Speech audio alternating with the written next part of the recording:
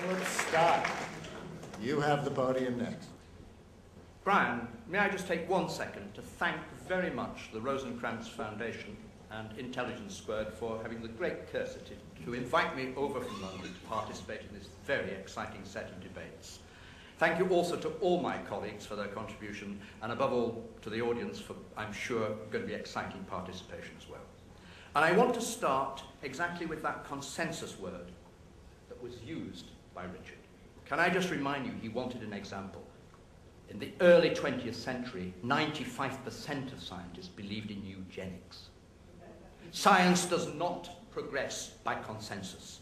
It progresses by falsification and by what we call paradigm shifts.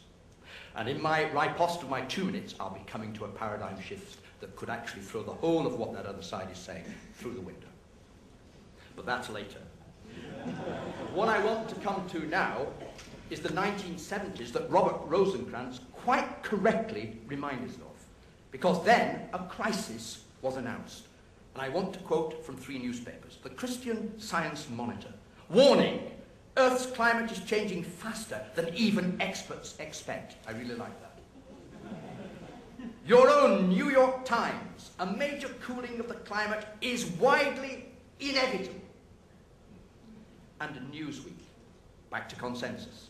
Meteorologists are almost unanimous that catastrophic famines will result from global cooling.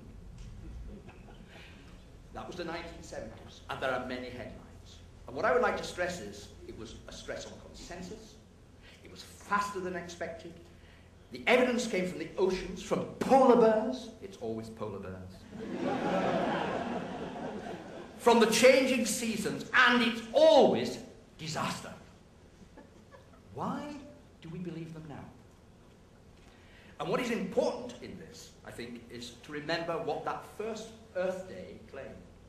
The first Earth Day in America claimed the following, that because of global cooling, the population of America would have collapsed to 22 million by the year 2000. And that the average calorie intake of the average American would be, wait for this, 2,400 calories. Would that it were. It's nonsense and very dangerous. And what we have fundamentally forgotten is simple primary school science. Climate always changes.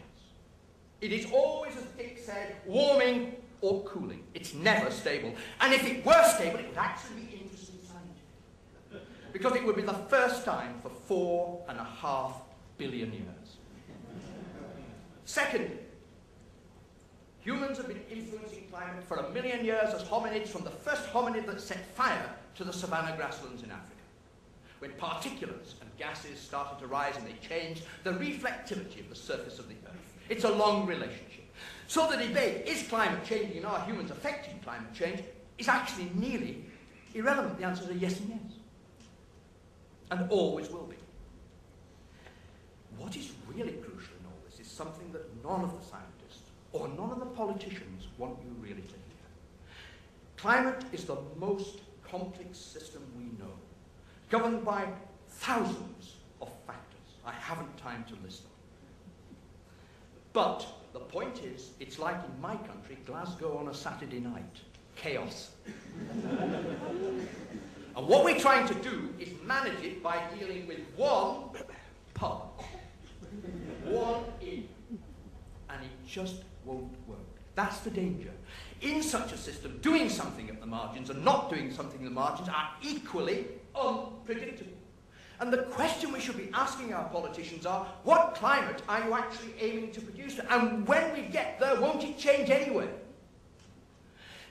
The crisis is therefore in ourselves. And if we are rejecting this, and I ask you passionately to do so for the next 2 more important reasons, our political agenda, as Michael hinted, is wrong.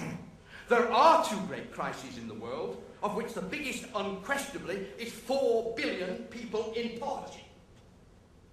And this topic is an echochondria of our rich selves, London, New York, and Washington. It's about us and about our hypochondria about the world. If you actually have clean water, you have modern energy, you will cope with change, whatever it is, hot, wet, cold, or dry. I'm a left-wing critic of global warming because the agenda is fundamentally wrong and dangerous. And believe you me, neither Republican nor Democrat will do anything about it, because the second crisis is a crisis of hypocrisy. Now, Michael hinted at this, but I come from Europe, which has been lecturing the world on this subject. Let me tell you, the hypocrisy in Europe is absolutely mind-blowing. I am embarrassed. The latest statistic from the Environment Agency in Europe will predict, under the Kyoto Protocol, we won't even be minus, that by 2012 we'll be plus 4%. And did you know that Ireland, whom we all love, actually under the Kyoto Protocol is allowed a growth of 13%? And some of the figures for Europe are just spectacularly worrying. Spain, Italy, Portugal, we're in the 40%. And yet we lecture the world. What we see in this is an enormous danger for politicians in terms of their hypocrisy. I'm not going to say anything about Al Gore and his house. But it is a very serious point. Global warming is also dangerous because I am an environmentalist. But what I'm beginning to see is that global warming is setting agendas which are actually damaging for the environment. Biofuels, in which the energy relationships are very dodgy, but which have a very significant effect, certainly in my country, on biodiversity. What is more, we're having wind farms placed for global warming on very, very sensitive peat moor habitats. Don't think, therefore, that if you're an environmentalist, you have to be attached to this agenda, because it is now overarching, over-dominant, and is actually taking money and effort away from genuine and real, on-the-ground habitat environmental concerns. But let me end with two images.